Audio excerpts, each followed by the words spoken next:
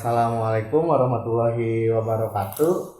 Eh, Pada pertemuan kali ini kita akan membahas membentuk kebiasaan positif dalam belajar.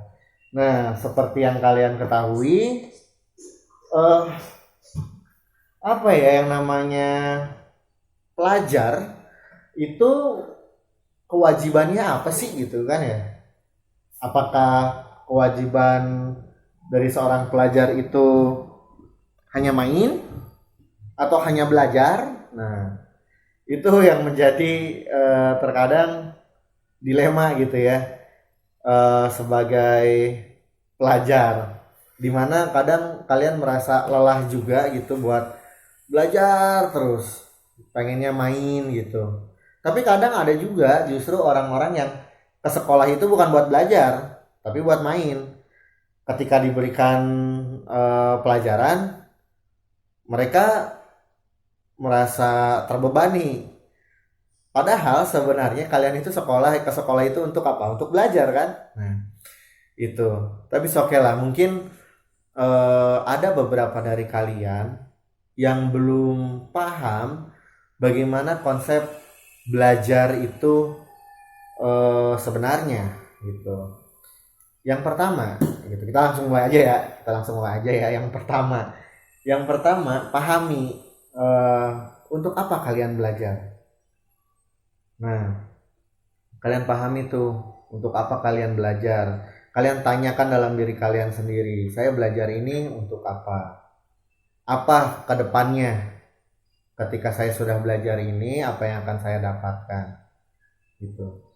Nah, kemudian setelah kalian berpikir apa hal-hal yang dapat kalian dapatkan ketika kalian selesai belajar, kalian pikirkan juga tuh kalau kalian nggak belajar dampaknya apa ke depannya.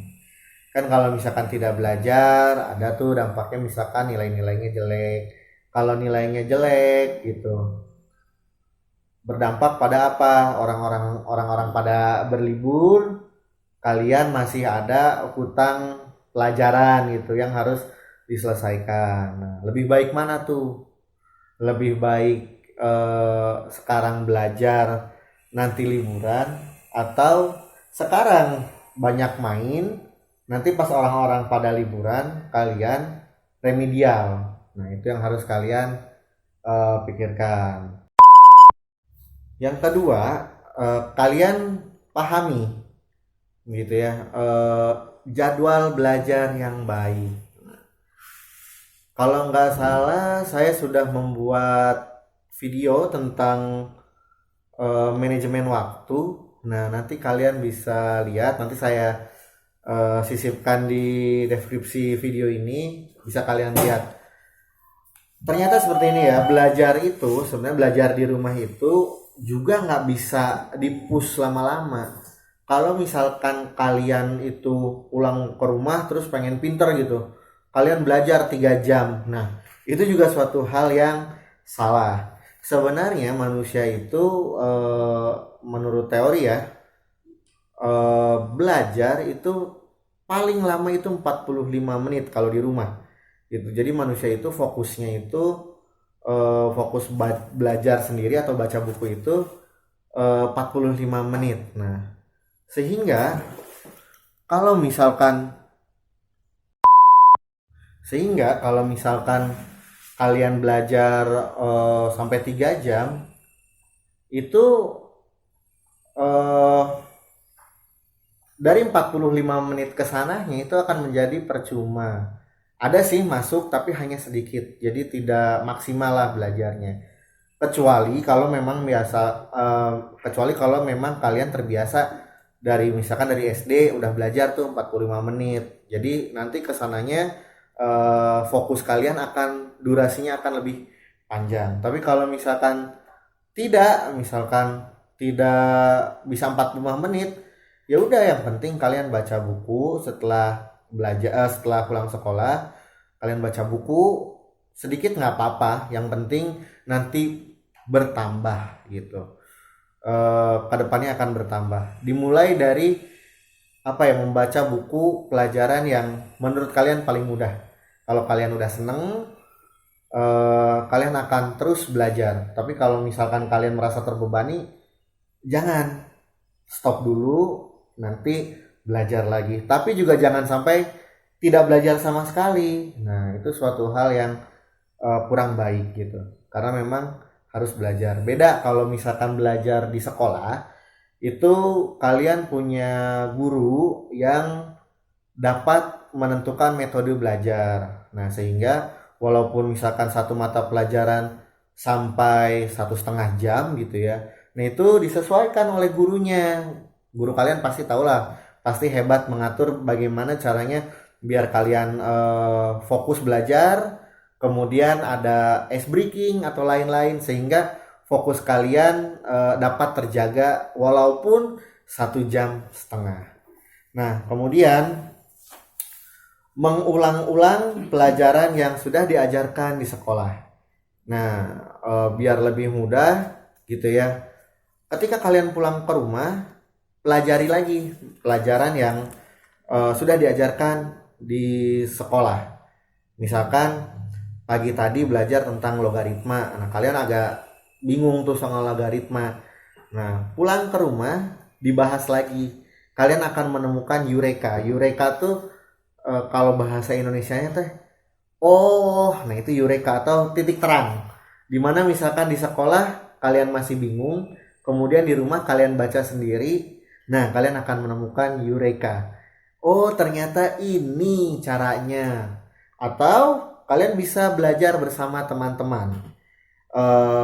Nanti saya akan buatkan video 3 cara belajar. Ada visual, auditori, dan kinestetik. Nanti kalau ada yang mau silahkan tulis di kolom komentar. Gimana sih saya tuh tipe kinestetik, saya tuh tipe auditori, atau saya tipe visual. Nah, kalau kalian udah tahu ketiga tipe tersebut, nanti ada cara belajarnya masing-masing. Nah, yang selanjutnya adalah membaca catatan. Jadi jangan males-males tuh buat nyatet apa yang ada di pelajaran di sekolah gitu.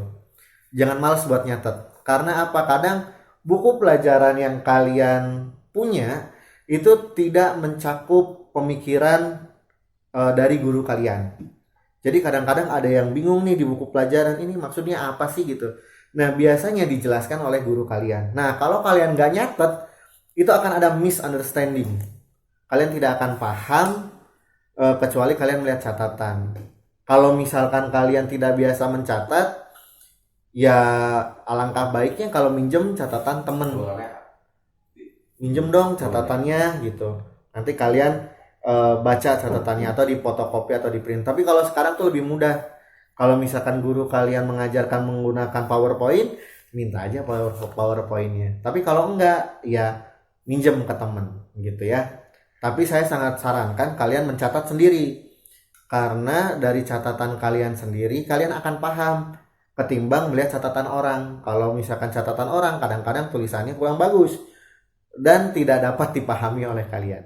Oleh karena itu, saya mengajak kalian untuk catat sendiri gitu. Kemudian selanjutnya mengerjakan tugas. Mengerjakan tugas sendiri gitu ya. Jangan mengandalkan teman atau misalkan mencontek. Nah, itu kurang baik ya. Karena kalau kalian mencontek itu kalian sebenarnya tidak akan paham terlalu banyak gitu. Lebih baik kalian mengerjakan sendiri kemudian salah daripada kalian nyontek kemudian salah. Kan apes gitu. Nah, yang kemudian ada orang tua. Nah, orang tua juga sangat penting guna menunjang belajar kalian gitu. Mungkin karena kenapa orang tua itu bisa memotivasi. Kalian perlu dorongan. Nah, orang tua itu harus bisa mendorong kalian. Atau orang tua biasa aja gitu tidak melakukan dorongan ke kalian, tapi kalian harus punya pemikiran saya ingin membuat bangga orang tua. Untuk membuat bangga atau menyenangkan orang tua tuh nggak mesti yang namanya naik hajiin orang tua, nggak mesti yang namanya beliin orang tua emas. Untuk saat ini cukup belajar dengan baik, kemudian mendapatkan prestasi yang membanggakan sehingga orang tua menjadi bangga. Nah, melihat kalian nih, melihat dan ingin membuat orang tua kalian bahagia sehingga membuat motivasi kalian untuk belajar. Nah, itu sangat penting gitu. Atau mungkin sekarang ada yang bilang pacar gitu ya untuk memotivasi belajar. Terkadang malah kebalikannya. Terkadang kalian lebih fokus, bukan judgement maksudnya. Terkadang orang yang pacaran itu lebih fokus ke pacarannya ketimbang motivasi belajarnya. Ada yang namanya mikirin oh nanti dia bagaimana, nah itu justru membuat buyar. Nah kemarin kalau nggak salah udah dibuatin tuh tugas perkembangan remaja. Nah sekarang bukan waktunya untuk mempersiapkan untuk pernikahan kan, sekarang mempersiapkan diri untuk berkarir dulu. Bagaimana mendapatkan karir yang baik dengan cara saat ini, dengan cara belajar karena kalian masih sekolah di SMA gitu. Nah selanjutnya yang ketujuh ada musik klasik. Musik klasik membuat hati tenang gitu ya. Tapi bukan berarti musik klasiknya itu di setel volume yang tinggi gitu. Itu juga akan mengganggu fokus belajar kalian kalau kalian teknik belajarnya adalah visual. Nah, musik klasik bisa digunakan yang penting terdengar gitu. Jadi kalian belajar membaca buku sambil mendengarkan musik klasik. Musik klasik gunanya untuk melakukan relaksasi terhadap diri. Jadi biar lebih tenang mengerjakannya gitu. Yang ke-8 belajar secara kontinu. Ya benar. Tadi sempat saya singgung belajar itu fokusnya 45 menit. Tapi kalau misalkan kalian sudah sering, artinya sudah kontinu dari kecil gitu, dari SD misalkan biasa 45 menit, nanti akan bertambah. Semakin kalian lama belajar, semakin banyak pengetahuan yang bisa kalian dapatkan, semakin baik ketika nanti ujian. Ketika ujian kalian mengerjakannya dengan baik, hasilnya pun akan baik. Ketika hasilnya baik, kalian akan ranking, akan membahagiakan orang tua, akan membanggakan orang tua, mungkin akan membanggakan bagi adik atau kakak kalian. Mungkin kakak kalian akan bangga, adik saya ranking terus. Kemudian adik kalian, si kakak hebatnya, saya jadi termotivasi. Nah, itu belajar secara kontinu itu sangat penting. Nah gitu. Buat kalian sendiri kalau kalian dapat prestasi, siapa tahu nanti di kelas 3 bisa ikutan SNMPTN, keterima di jalur SNMPTN sehingga kalian tidak perlu ikutan tes. Cukup ngasih nilai rapot yang besar, yang nilai rapot yang gede-gede, nanti kalian bisa masuk ke perguruan tinggi negeri yang kalian minati tanpa mesti tes.